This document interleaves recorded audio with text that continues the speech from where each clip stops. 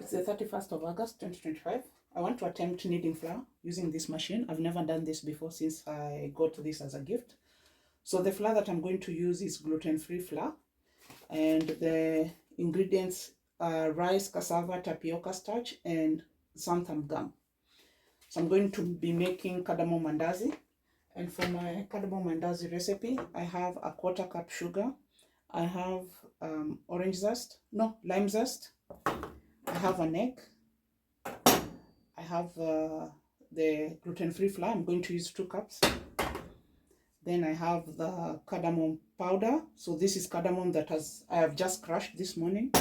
And then I have milk. So with milk, I'm not going to use any specific quantity.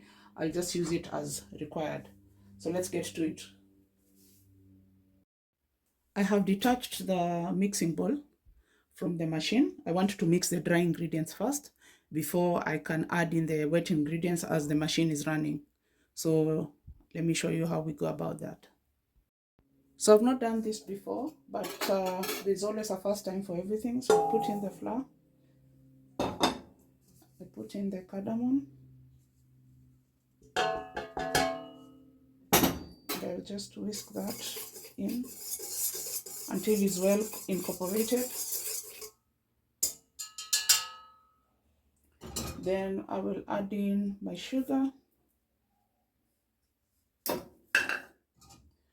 whisk that in until it's well incorporated. I'll add in the lemon zest.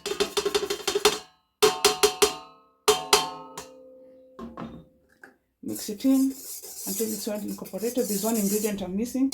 Let me get the baking powder. So I'm going to use 3.5 teaspoons of baking powder because this is a bit different from the normal all-purpose flour. So I'll just add it in before we go into the wet ingredients using the machine. All my dry ingredients are in the bowl and I'm ready to start adding in the wet ingredients. So I will press this button to lower the head. Then it turns blue. So when I'm ready, I'll be able to pour in the eggs. I'll start with the eggs first, then I'll go into the milk. So I'll run this with speed number. It has up to 10 speeds. I'll use speed number 1. So let me start it up. So I'm using this snout to add in the egg. Remember, this recipe you can use it without the eggs. So I'll let it mix for a while. Once it's all incorporated, then I'm going to start adding the milk slowly. So my egg is well incorporated. I'm going to add in the milk.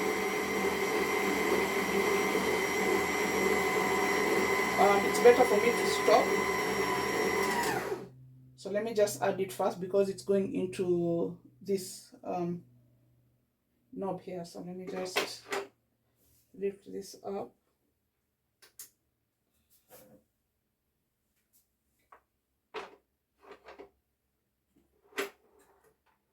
So I'll just add a bit of the milk through here first, then let it mix, and then we'll come back. If we need to add more, then I'll add through the snout, or I get somewhere to pour in the milk so that I add it without the milk getting into this upper area.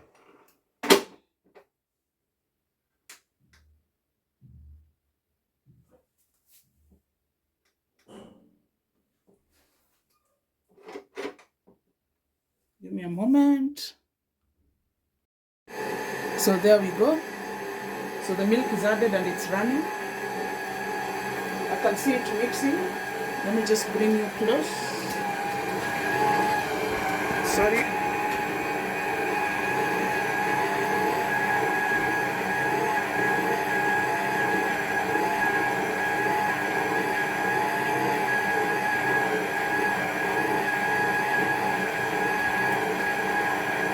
So I'll add flour if needed, and I'll add a couple milk if needed, but let it just mix well until everything is well incorporated.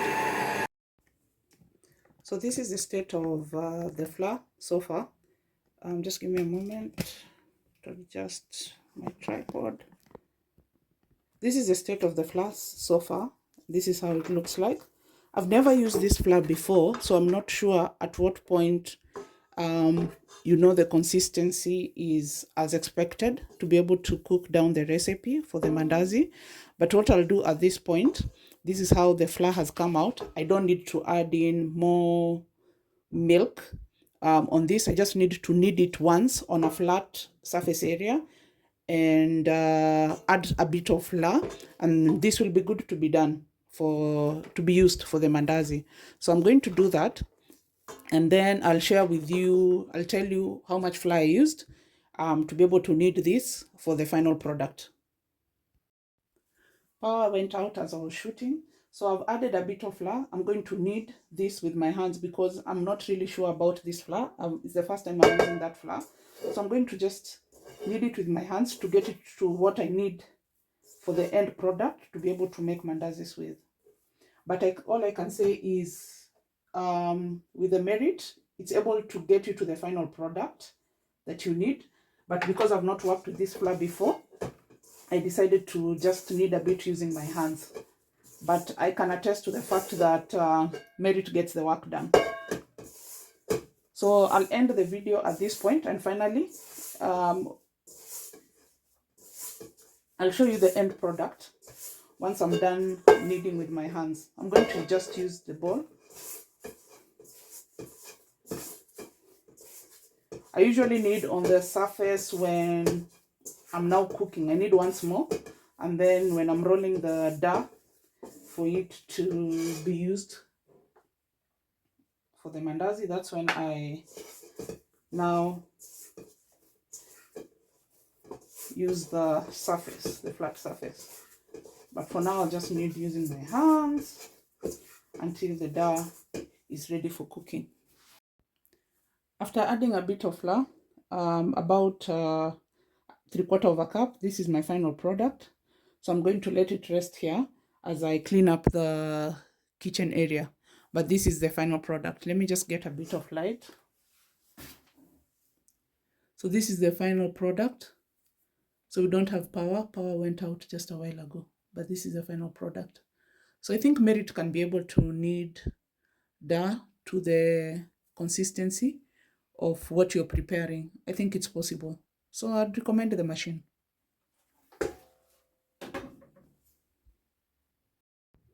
So that's my final product of the flour.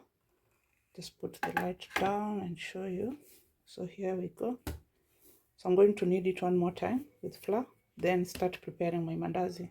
But the video was just to show you that merrit can be able to knead flour for you for any recipe that you would require.